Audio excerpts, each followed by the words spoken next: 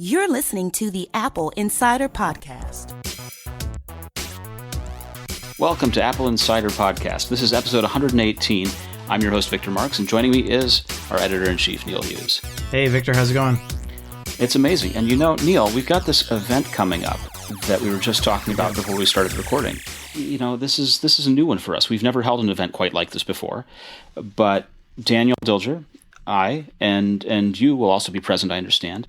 Dan and I are going to be speaking at Adorama's flagship store in New York City to talk with professional Apple users, discuss the current state of Apple's high-end hardware, and join us. You know, we should have any of our listeners who are in the New York area, please feel free to come to Adorama's flagship store and join us for discussion, refreshments, and a chance to win great prizes like a brand new 9.7-inch iPad. We're going to be doing this. Yeah, it's exciting. This is a cool event, I think, and a good opportunity for people from the community to kind of come together and meet some of the folks behind Apple Insider and meet one another and talk. You know, Adorama is a great partner of Apple Insider, and they reached out to us and asked if we wanted to do an event in their space. They have a beautiful store in Manhattan with a great dedicated Apple area.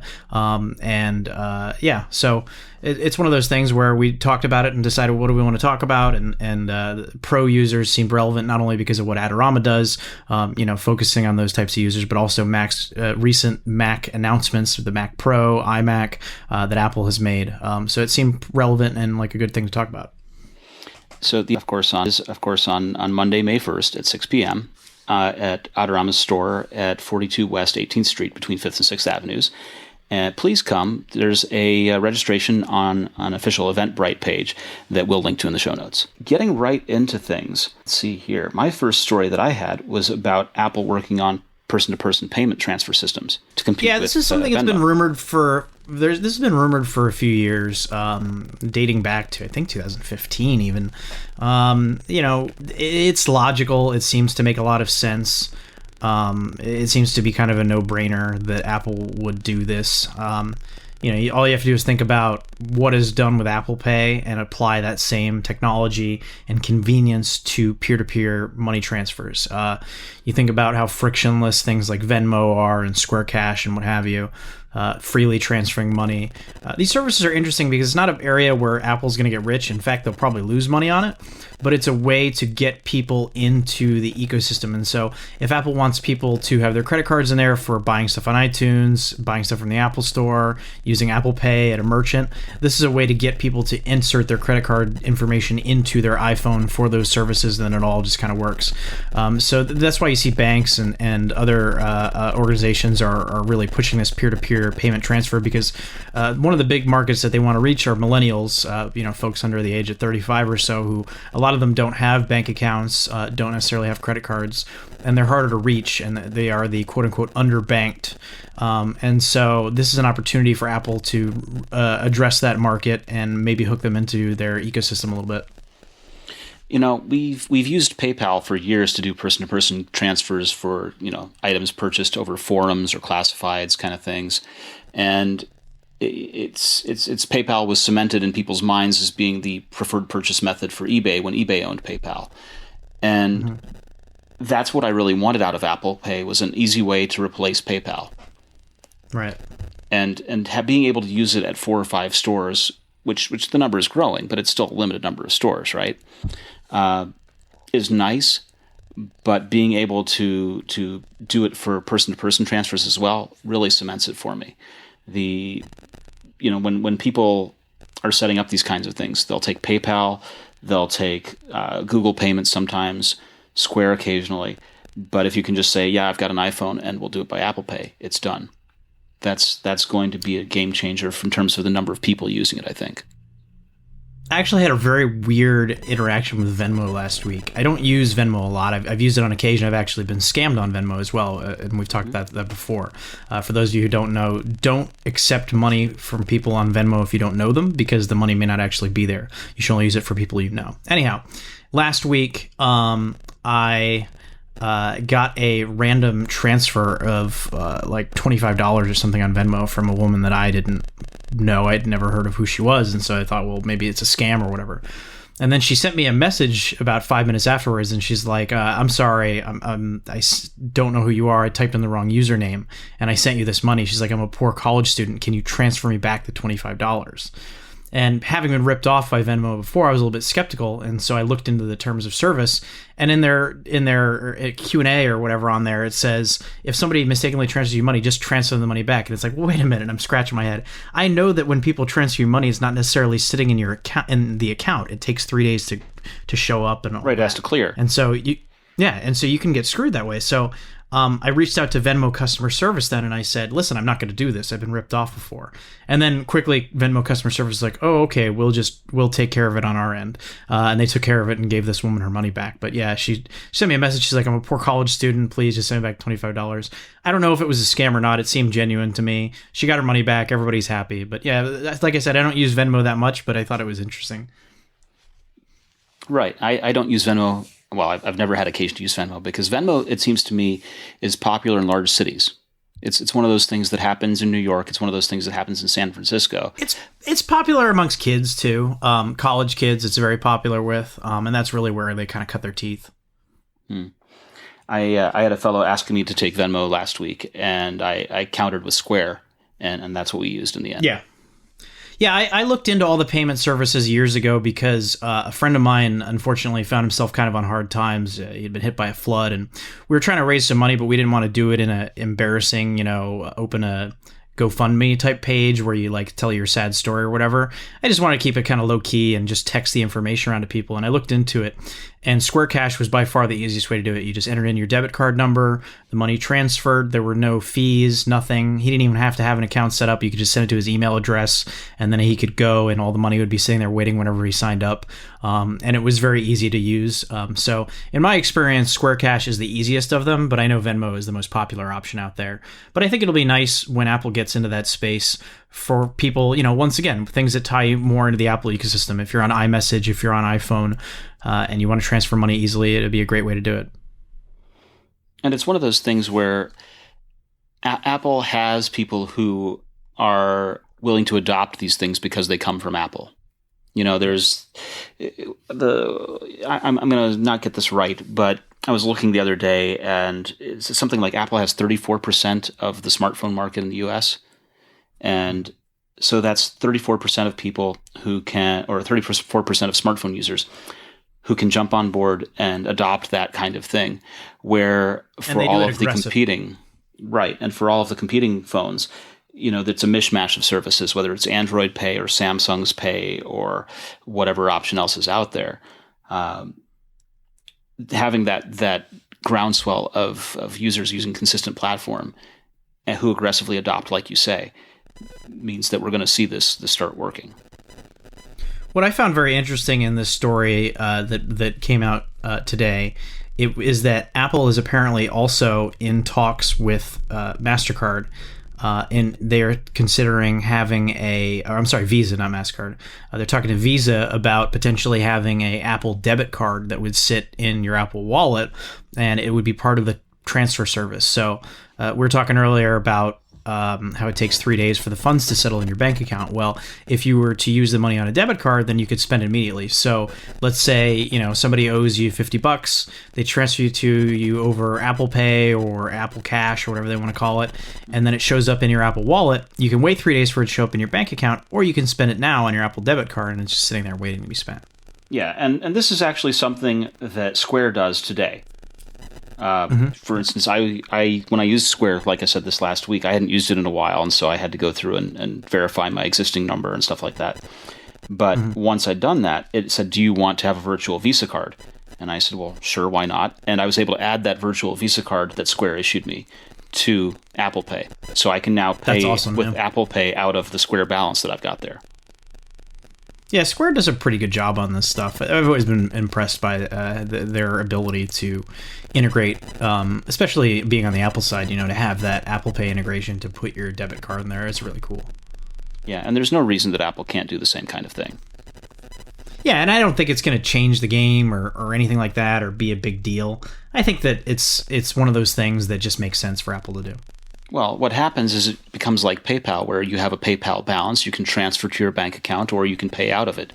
And so now you've got this one more thing that cements you to Apple. And it's a new method for Nigerian scammers, too. Well, how's that supposed to be? I know it's a joke, but I'm just trying to think. Wait a minute. How would they? I'm sure they'll find a way. I'm sure they'll find a way. I mean, I'm trying to think of the 419 email. My great uncle was a Nigerian prince who passed away and left me this secure element. I will gladly split the shares out of the secure. It doesn't. It's not scanning for me. I tried. I really tried. Moving on. So this is one that's interesting to me. I've been thinking a lot and talking a lot about voice first as an interface and this progression of we used to have a book. Neil Stephenson wrote a book years ago called In the Beginning There Was the Command Line. And it talked about the move from keyboard-driven interfaces and text-driven interfaces to mouse-driven interfaces and graphical interfaces. And we've experienced another revolution upon that, two of them, in fact. One from mouse to touch, and a second one from touch to voice. And so this story is about Apple finalizing, or rumored to be finalizing, a design of a rival to Amazon's Echo device based on Siri. The rumor says that it would be, of course, a competitor to Amazon Echo, that it would have Siri for the voice and AI, would have AirPlay for the connectivity and music transfer, as opposed to Amazon's using Bluetooth, and that it would have Beats' audio technology. All of that's kind of interesting. There are some key differences that separate it from what Amazon's doing, but I really like. You mean like it doesn't have a camera to judge your fashion on it, like the latest Echo? Oh, the Echo Look. So Echo Look is a $200 Amazon Echo device that you place in your bedroom. Where I said camera. So you place this internet-connected camera in your bedroom. Yeah. What could go wrong? And the use case justification for putting a camera in your bedroom is so that you can try on clothes in front of it and say, do these jeans make me look fat? What could go wrong? That's my big joke right there. It's we had a case a couple of years ago where there were school admins who had placed spyware onto the school issued laptops to monitor their students, and this would have been okay, except that the IT people were using the computers to turn on the webcams when the students were at home in their beds. In their bedrooms, which is all a very bad idea, and it turned out to be a very bad idea for that school district and for those admins. And this is why many people put a little piece of tape or a Post-it note, or there are even little plastic sliders made that act as lens covers for the cameras on laptops. Because putting a camera in your bedroom is potentially a bad idea. Well, I was going to say potentially a vulnerability. If you want to say it's a bad idea, that's fine, and I accept it. I was trying to couch this. It's a bad idea. I was trying to be so careful. It's a bad idea. Apple would never be so stupid to make a product like this. Apple would, however, potentially make a voice-connected device that could give you the information you want from Siri, allow you to control your HomeKit stuff. I don't know. Add reminders, add reminders and shopping lists, kind of things. Set appointments to your calendar, and the cool one that Google Home does. I don't know that this will ever be. Go ahead. The cool one that Google Home does. The thing I really liked about Google Home, besides its usual kind of answering things, answering questions, and controlling the lighting, was that Google Home understood that there was a Chromecast in the house, and you could tell Google Home to play things on the Chromecast. So you could say, okay, Google, play Stranger Things from Netflix on my TV, on my Chromecast named TV, basically. And it would go ahead and kick off the episodes directly from the voice. I liked that a lot. And so one of the things that I'm hopeful, and that I wanted Amazon to get this together too, right? They have the Alexa speakers. They have Alexa integrated into the Fire TV devices. There's no reason they shouldn't be able to do the same kind of interaction, but they don't. Apple should be able to have whatever visionary thing they have kick off something on Apple TV, especially since they have an understanding of what's on all of those services due to the deep search that they have for all of the TV services they run, as well as the TV app. Right? there were rumors before the Apple TV revamp a couple of years ago with Siri that that it might be this type of device, an all-in-one thing. And there's been speculation since that Apple might even roll its router division into it. So imagine a Airport Express or Airport Extreme or a time capsule with that plugs into your TV, that serves up Wi-Fi, that has a speaker and a microphone to give you this kind of Echo-like device. I don't know if that's going to be the case. I see this being, if this becomes a reality, what has been rumored here, this Beats / Siri / whatever device. I see this being kind of a niche thing for Apple. I see it being, Apple would rather sell you an iPhone. They'd rather you use Siri on your iPhone. They would rather that you, interact with a more fully featured device rather than some headless thing that, is not going to do everything that you want or probably not even hear you right most of the time. So I could see this being something where they get into a market because they have to. But I kind of like the iPad Mini, it was like one of those things that Apple reluctantly got into and said, okay, well, you guys want cheaper tablets? Here you go. And then now they've kind of given up on that market. I could see this being something where for those that want to have an always-on voice device but don't have an Apple Watch on their wrist or something, I could see it being a market for that, but I don't see this being like a huge device for Apple. Well, so here's a good point, and I'm very frustrated when you say that, by the way. But here's the thing, right? Don't be frustrated with me. No.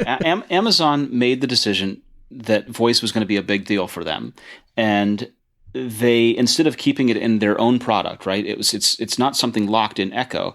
They are encouraging third parties to roll it into their devices, right? In fact, in our story, we mentioned that the Echo B4, which is the successor to Echo B's version 3 HomeKit thermostat, is likely to have Alexa built into it.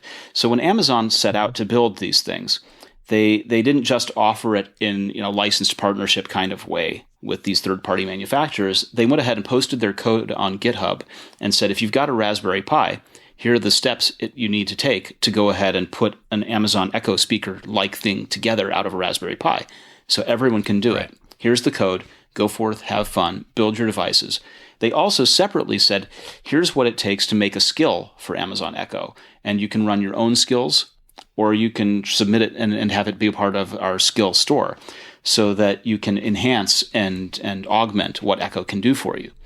So they really made it easy to adopt.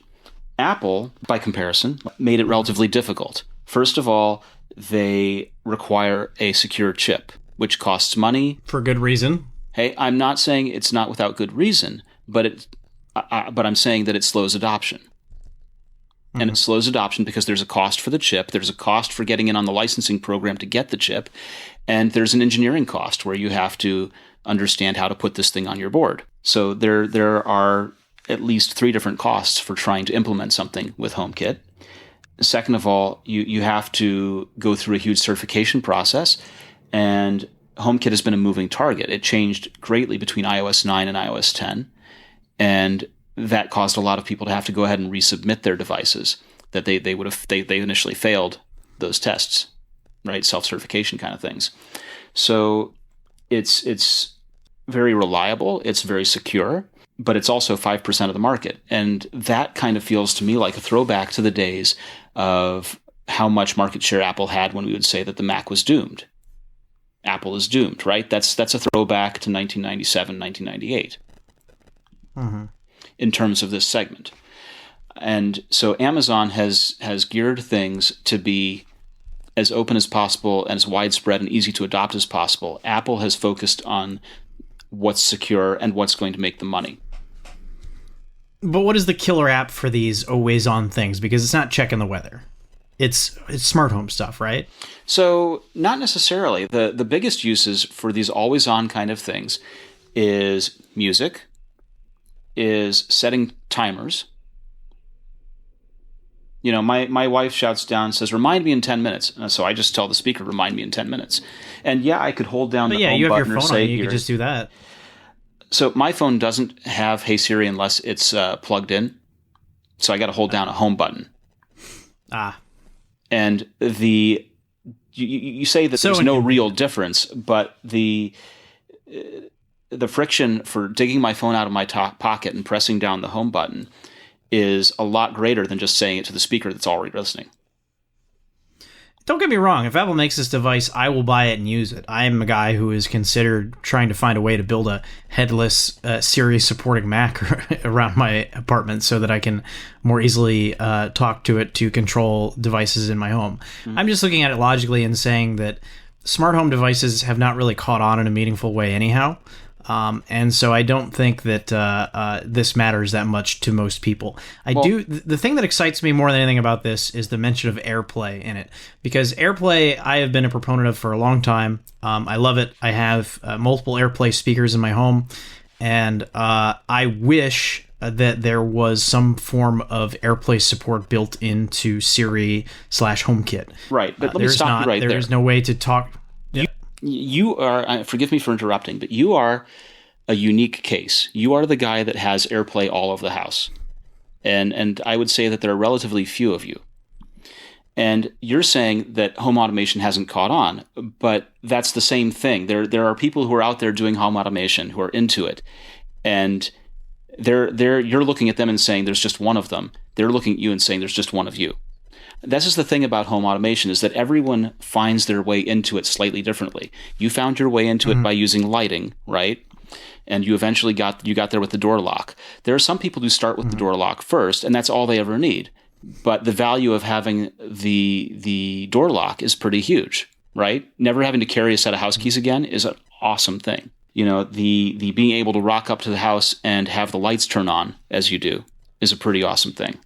You know, rock up to the house, have the door unlock and the lights turn on, and have the temperature set when you were approaching, right? All of these things come together.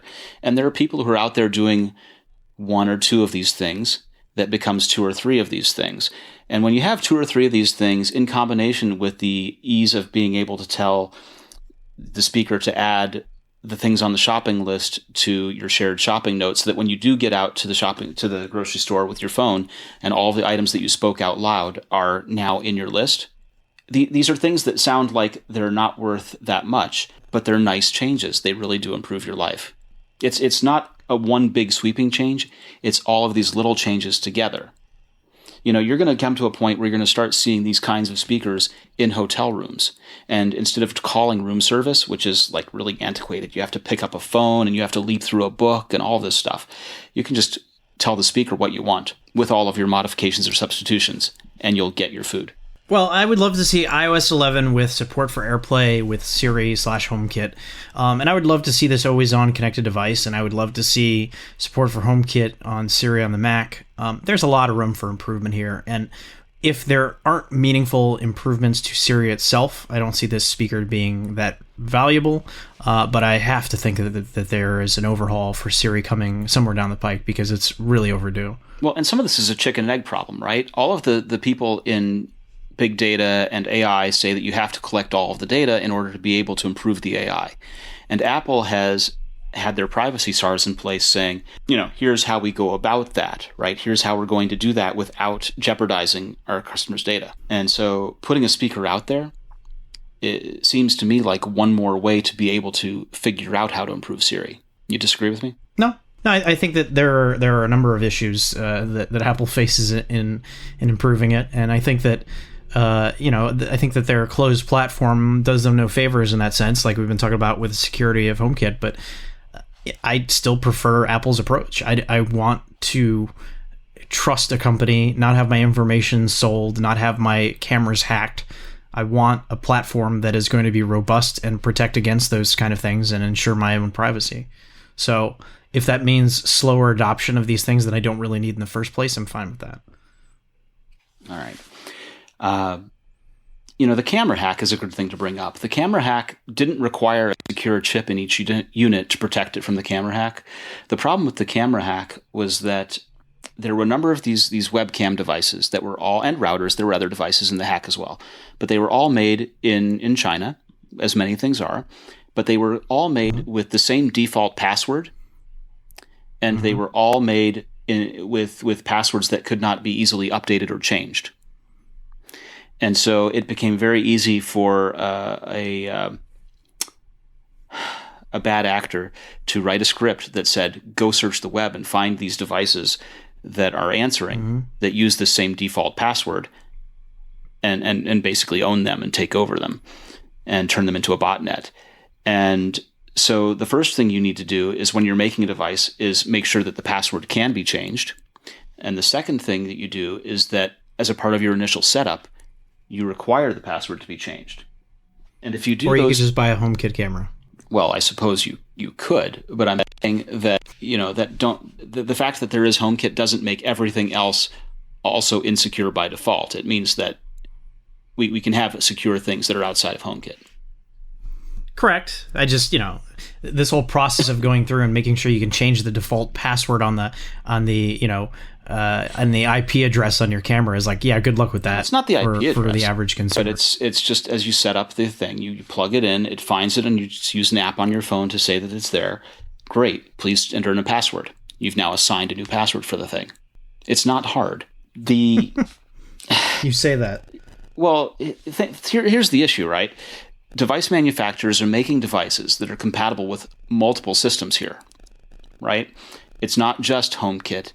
It's HomeKit and Amazon Alexa, or it's HomeKit and Amazon Alexa and Google Home, or it's Alexa and Google Home, right? It's. I mean, are we selling these cameras to guys who want to catch the possum that's digging up their backyard, or are we selling it to a system integrator? Like the fact that you have to go in and change the password to ensure the security of your camera is insane. That's not the market for this kind of stuff. And if you want to see smart home products catch on, they have to be secure, reliable, and easy to use. And you have to go and make sure the password can be changed on your camera.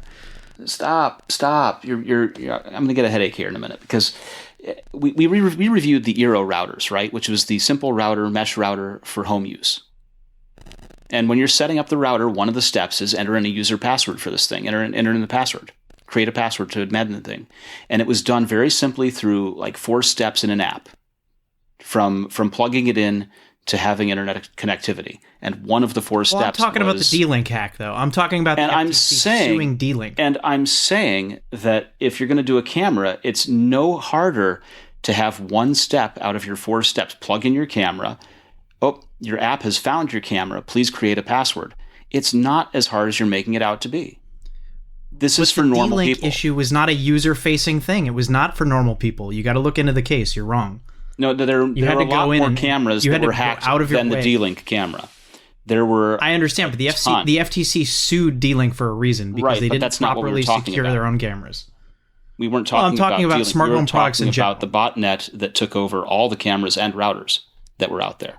And I'm talking about smart home products in general and why I trust HomeKit. Okay. All right, I've said all I have to say on this, because you're setting up a password for a camera is not a system integrator thing. It can be a user-facing thing. Whether or not it was in the D-Link case specifically is a different thing. But expecting people to create a password is not hard. In fact, Apple does it when you set up a new iPhone. They ask you to create a password, don't they? Apple is experimenting with medium to long distance wireless charging. What do you think about this? Probably not happening anytime soon. So what we've got here is a patent filing. Is that right? Mm-hmm. Yeah. Okay. Have you ever tried wireless charging before? I don't have any devices that do it. No, I don't. I haven't used it. Oh, okay. I mean, I'm familiar with how the contact-based ones work, but we're talking about wireless charging here. We're talking about truly wireless, which is different. Yeah. So in the past, there have been a couple of different methods for trying to wirelessly charge things. And by wireless, that's meant not having to actually physically plug something into your phone. Whether it's been the Qi charging that uses coils in a case, or the case back of the phone to match up to coils on a charging mat kind of thing.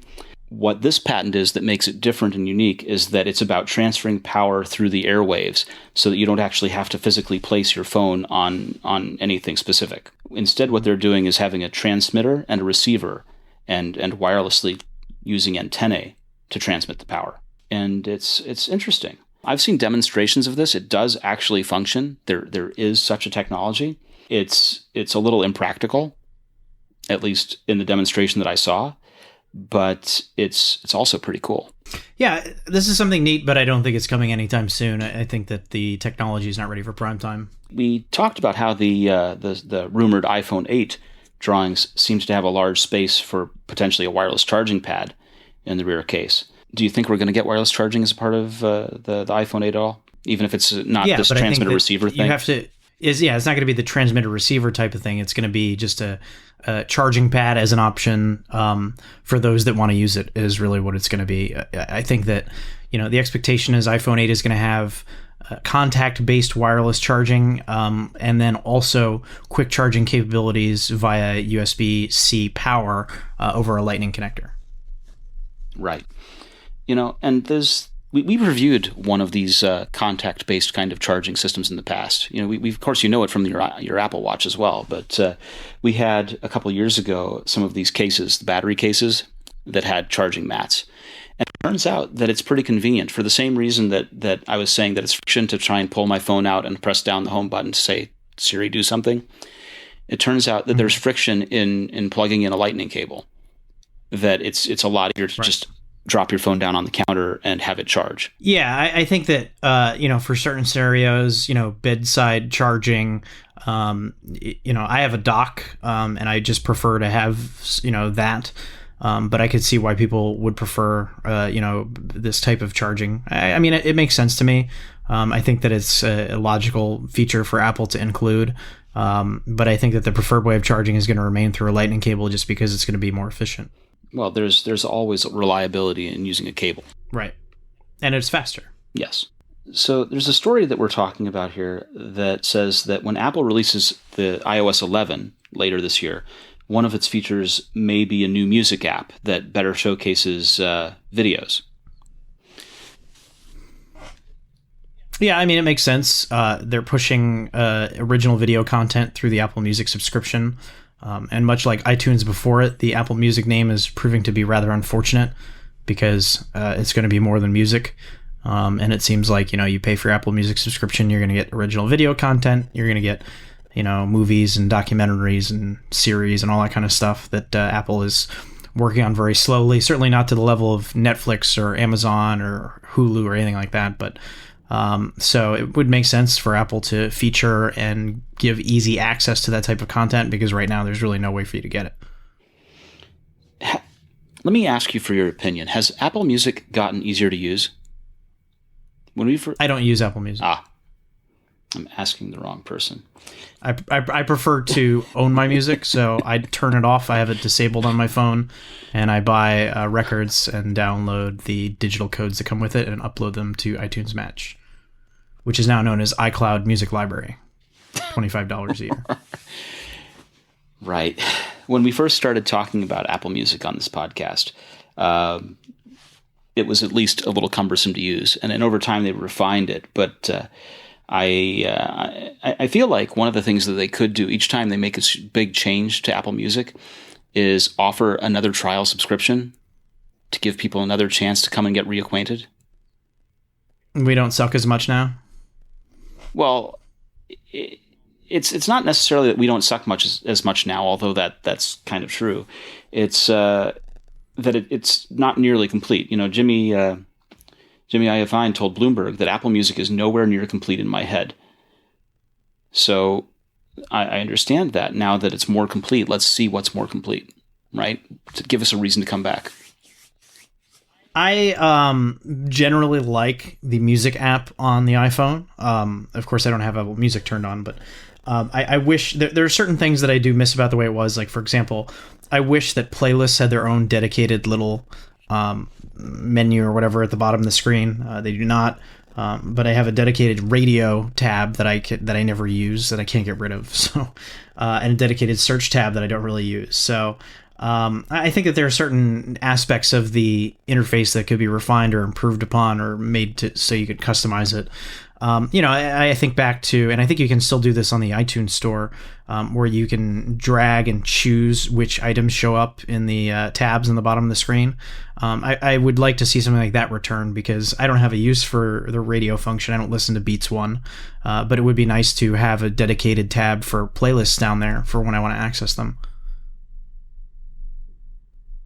Mm-hmm.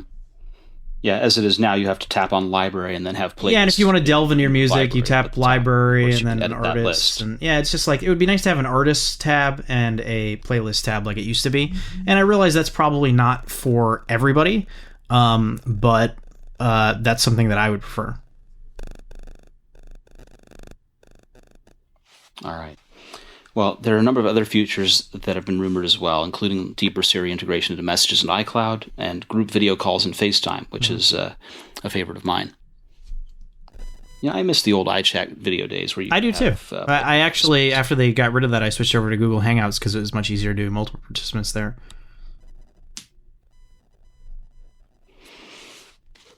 We talked about this a little bit earlier, the notion that there's the ability to have wireless charging in the iPhone 8, possibly. So I'm looking at the schematics for that now, and that's a rather big charging pad. And it's interesting because it's right in the center where we saw the hole last time in the previous schematics that were rumored. What's interesting about this one, like I said, it contrasts with the document that came out last week, is that this one comes from a person who is generally known for the accuracy of his leaks, and it looks somewhat credible. It's still got the vertical camera on there.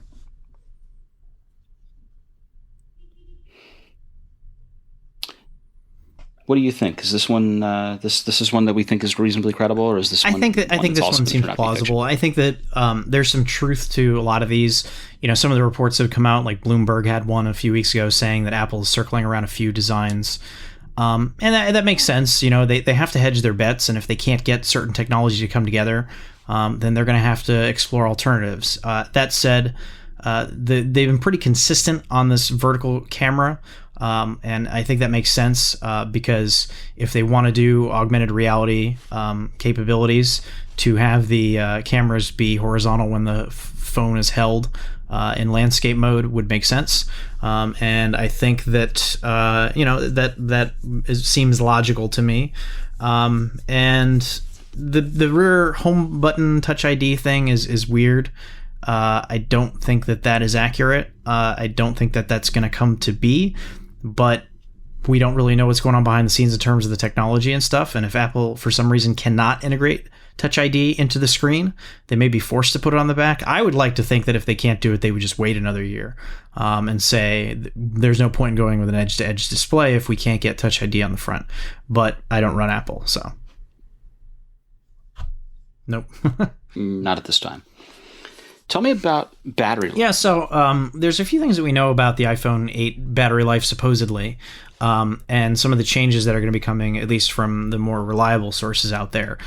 So what's really interesting about the battery in the quote-unquote iPhone 8 is that it's rumored to be a rather large battery, in fact, almost the size of the battery in the iPhone 7 Plus.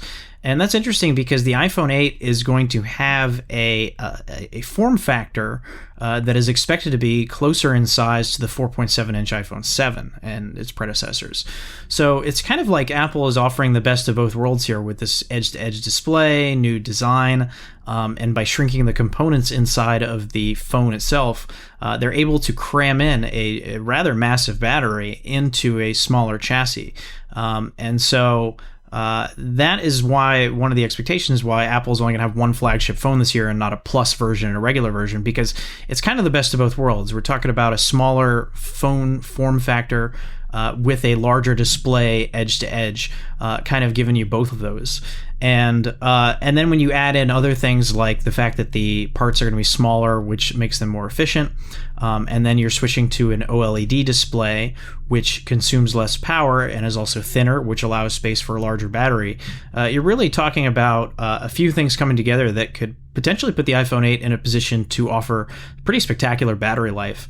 I don't think that there's going to be any sort of like game-changing breakthrough. It's not like your phone's going to last a week without you charging it, but I think that you'll find it more easy to get through a day on a single charge with this larger battery and more efficient parts in the phone itself.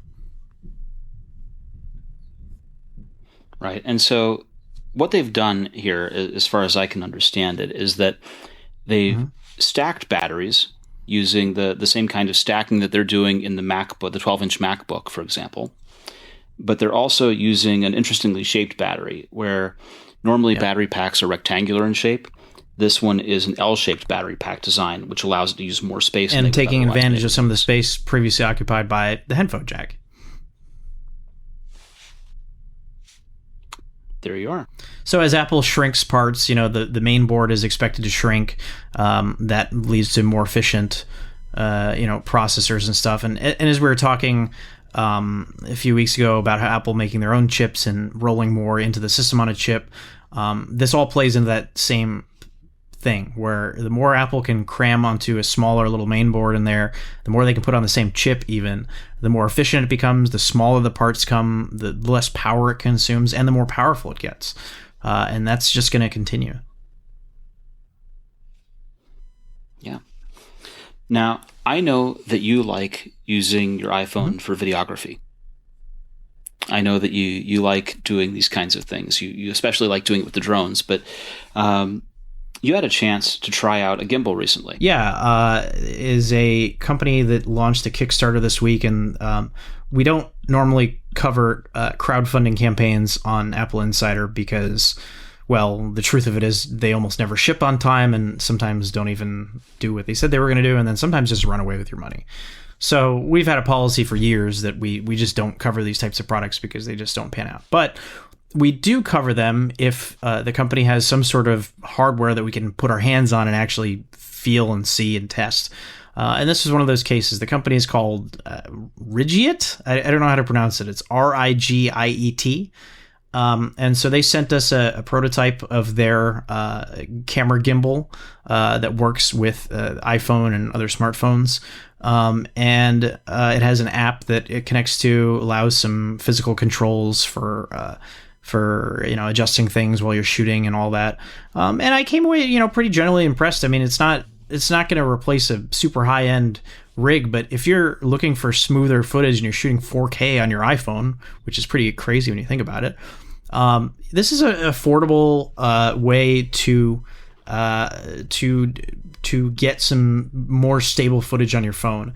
Right now in the Kickstarter campaign, if you jump in, you can get their early bird special or whatever for $140. When they go to market, they're expecting to charge $189 at retail. If you compare that to other gimbals on the market, they're generally in the $300, $350 range if they work with your iPhone. So you're saving a few bucks here. It seems pretty good. And how was your experience with it? Was it easy to set up? Easy. I don't want to bash on it too much because this was not a review. I'm testing prototype hardware, so it's not really fair. Yeah, it's not really fair to beat up on it. But I mean, I got to say I came away pretty impressed with it. Some other gimbals will only work with certain devices because they have to calibrate for the weight. There's offsetting and all that kind of stuff. This has a kind of user-driven way of doing it where you have to balance it yourself before you turn it on. So you hold it up, you make sure that the phone is slid into the right spot based on what size it is and how much it weighs. And then when it's balanced, you turn it on, it starts working. My test, it leaned a little bit to the right. I think that's something that could easily be fixed, or it could even just have been a bug with the one unit that I have. But yeah, it has a joystick on it for adjusting when you're shooting, angling, left and right, up and down.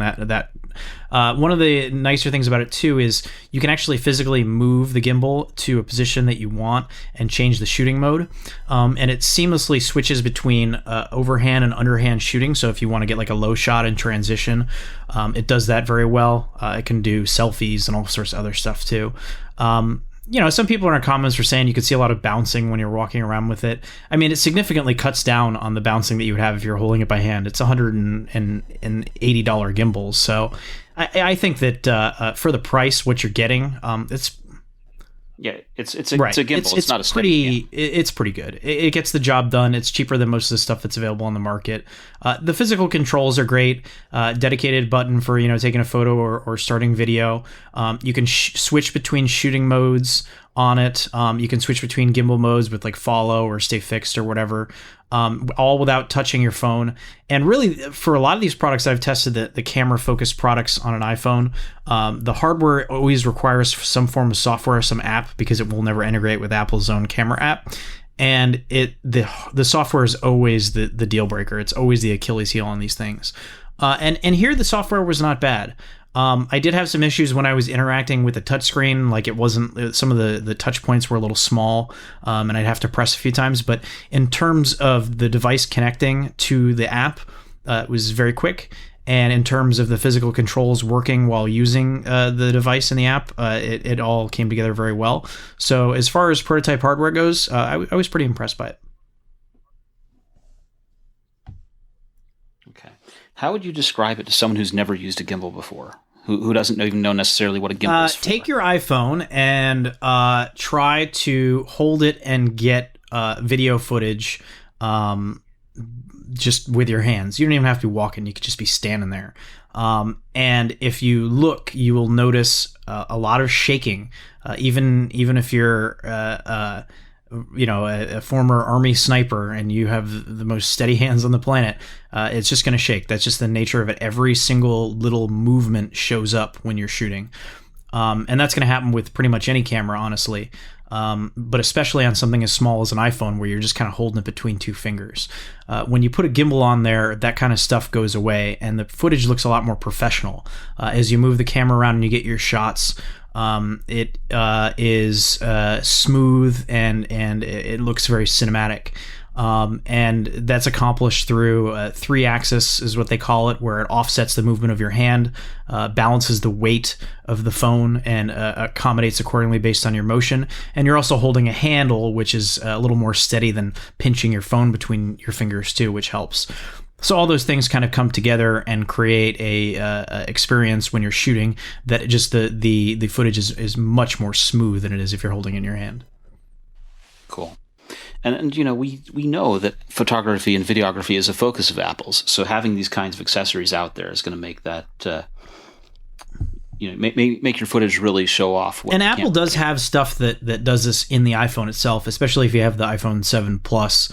They have what's called optical image stabilization in there, which is the lens within the camera actually physically moves to offset for your hand motion, and it uses gyroscopes and images on the screen and some advanced algorithms to accommodate for that. But when the lens is so small on a camera phone, there's only so much really that it can do. So it helps, but it's never going to give you the kind of quality that a gimbal like this is going to give you. Yeah, I've used Instagram has an app called Hyperlapse. Cool. Which what they're doing is I love it. They're using the accelerometer data and matching that into a timeline with the video data, and then cropping and moving the footage around within their small crop to counteract the shake. And they do a really good job of it. But the downside to using an app like that or a software-based approach like that is that it has post-processing time. After you take the video, it has to go through and make those edits. You lose video content too. You're cropping. You're cropping. You can do that too in even in iMovie or in Final Cut. Apple has stabilization software in there where it analyzes the image and tries to keep certain things in focus. But even that is very imperfect because as the camera moves around, things lose focus and get blurry. And so while software can try to accommodate for that, it can't change the actual quality of the image. And so if things are blurry because of bouncing around and or getting out of focus or whatever, it starts to look weird. And it's a potential solution, but it's never as good as hardware is going to be. Yeah. Yet. Maybe we'll get there. Software eventually eats the world. Well, it does. So Apple has made several hires. They've made some hires from NASA, the National Aeronautics and Space Administration. It's not like they got anything to do in that organization anymore. So, well, so they've hired a fellow named Dr. Jeff Norris, who's an augmented and virtual reality specialist, who founded a missions operations innovation office at JPL, or Jet Propulsion Labs, and he's working on projects to bring augmented reality to the masses at Apple, which is pretty cool. there are a number of augmented reality efforts at Apple that we've talked about.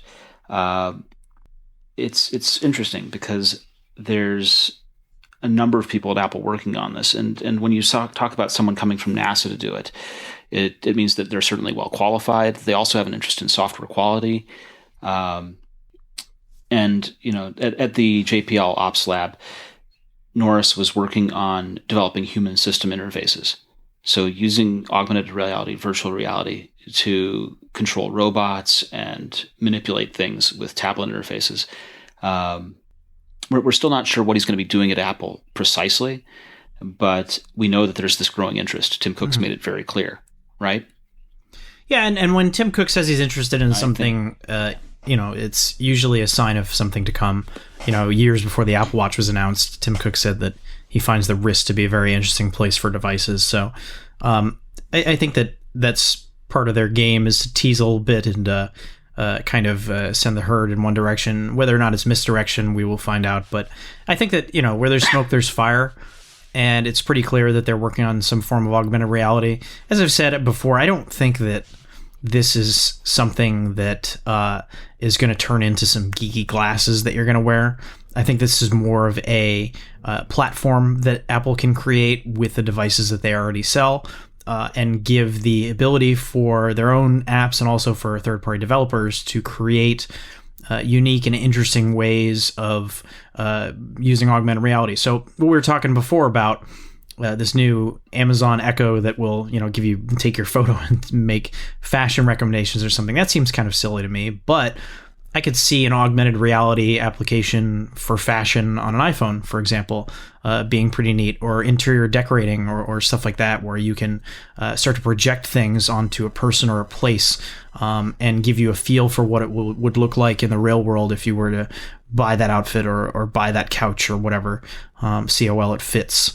I think that becomes a very interesting application, and it's augmented reality in not maybe the game way that people have been thinking about for years, and not necessarily the headset way people have been thinking about, and more of a interactive, dynamic way that you would have on a screen like your iPhone.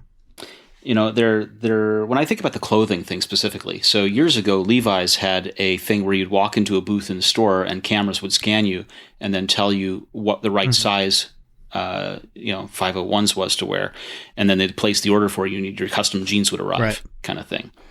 And so now we've got Amazon, who wants to sell clothing, right? They sell a lot of clothing, so they're placing a camera to tell you what looks good on you and recommend stuff to you. Eventually, it's like you say, you could use the cameras or devices to superimpose things upon you. What's interesting to me here is sort of this progression that we see, right? Apple says something's interesting, and whether it gets integrated into a device we already have or it becomes a new device, at some point it changes to become a hobby. And at some point after it's a hobby, a number of years pass, it becomes a business. I don't know that it's necessarily a business for Apple, other than the sense that they could potentially roll it into their made for iPhone program with hardware accessories for the people that really do want to have geeky headsets and stuff. But I think that these are just things where if the tools to create augmented reality are simple and powerful for iOS in a way that they are not on, say, Android, that gives Apple a potential leg up on the competition and can tie people into their ecosystem more from a developer perspective and also from a user perspective, because people want those apps. So I don't know that, again, I don't see Apple making hardware or even trying to necessarily profit from this in a direct way. I think that it just kind of makes it a more cohesive platform for everything that you could ever want to do on your phone. Going back to this notion that they hired Dr. Norris from JPL, from NASA, there are other former NASA engineers also on Apple's rolls now. There are 4 ex-NASA engineers who've joined Project Titan. They're building up and really kind of gung-ho on this car project now in a way that we haven't seen before, because now they're at a point where the paperwork has been filed with the California DMV, and so they have to start disclosing information.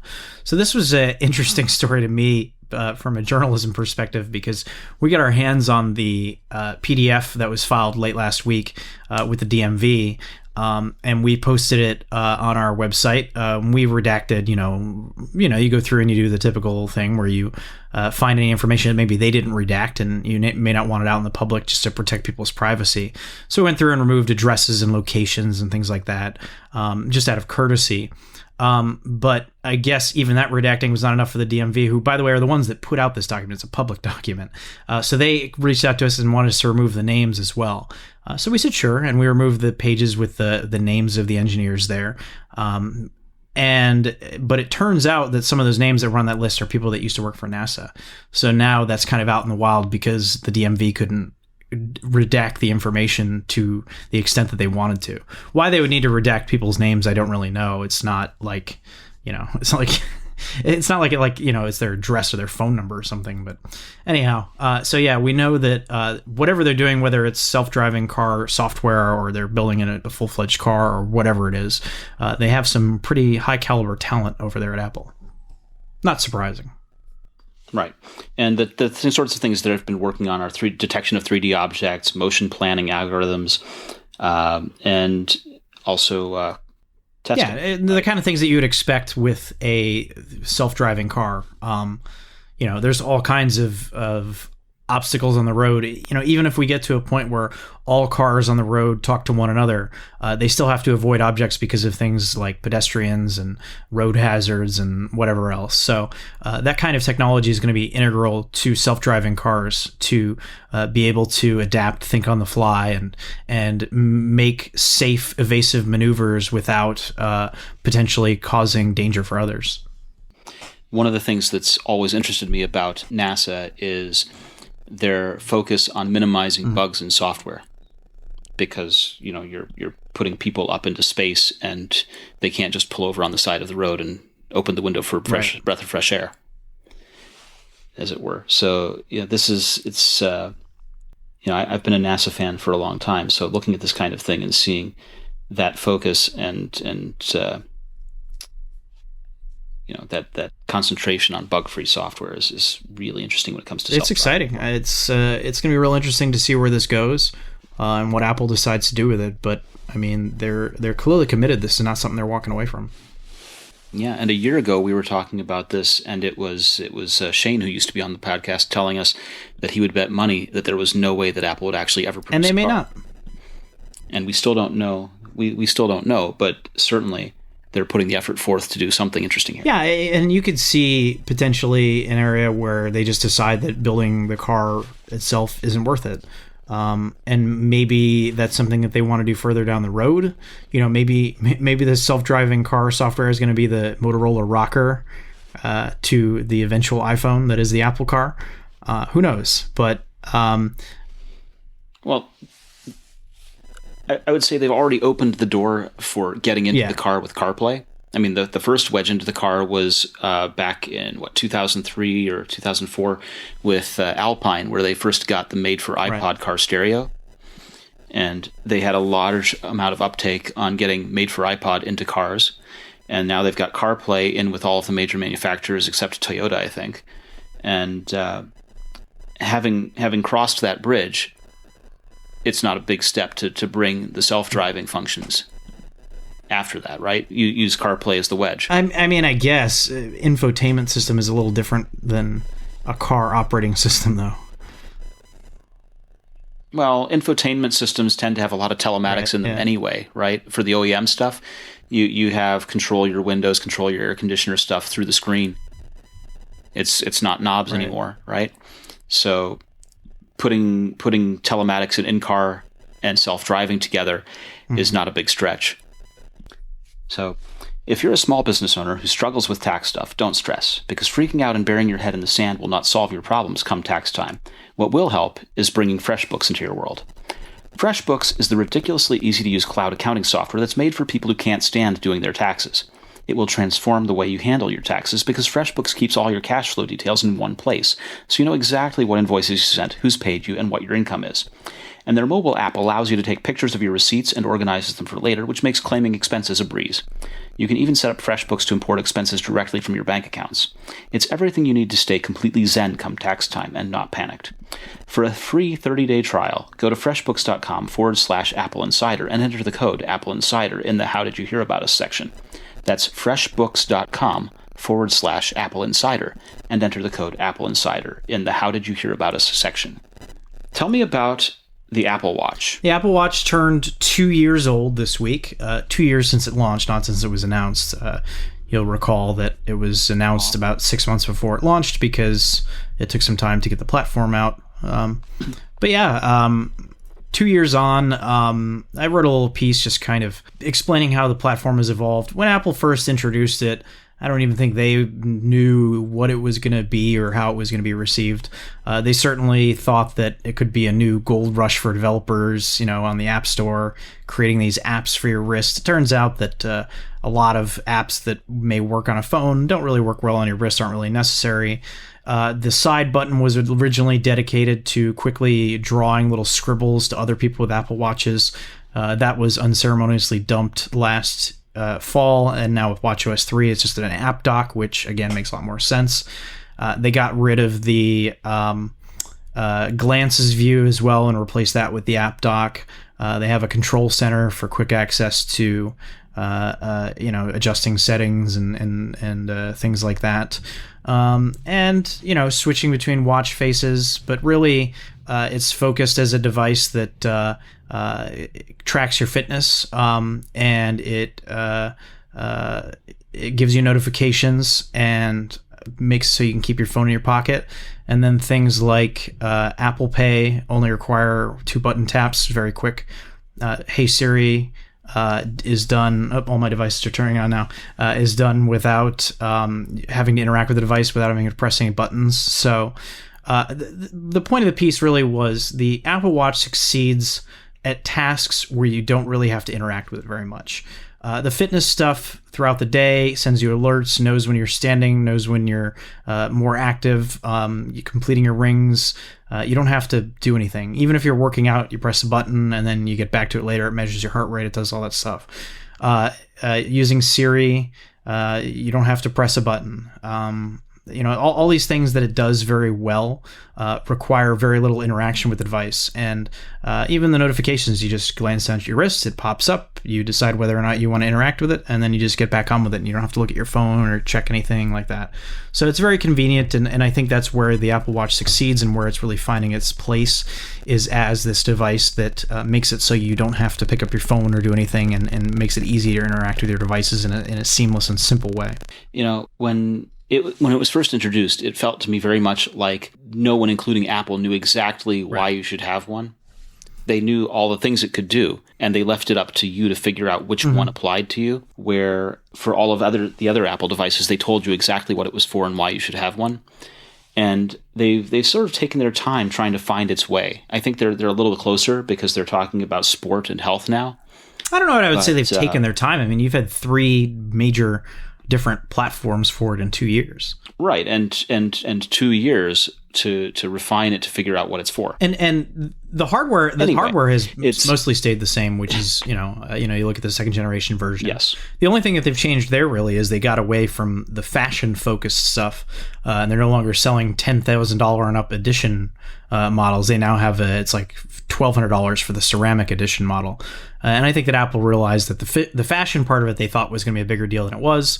Wasn't that big of a deal, but to Apple's credit, they've been able to go back to the drawing board and refine it and continue to improve it in ways. And I think it's a very relevant platform for them. Yes. So what do you like most about using your Apple Watch 2 years in? It's great for running with GPS and having the music on it and going completely wireless with my W1 headphones. I absolutely love that. Notifications are great. We talked a little earlier about having an always-on device to control smart home accessories. That is my Apple Watch. It's on my wrist. I can talk to it. I can give it commands. I can invoke Siri without pressing a button.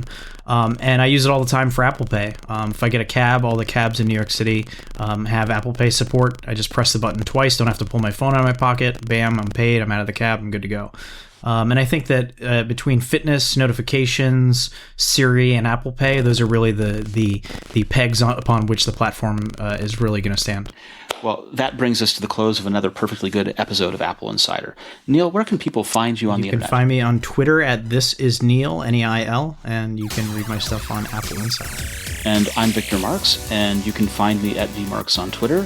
And also you can find me this Monday at Adorama Live at 6 p.m. And we hope to see you there.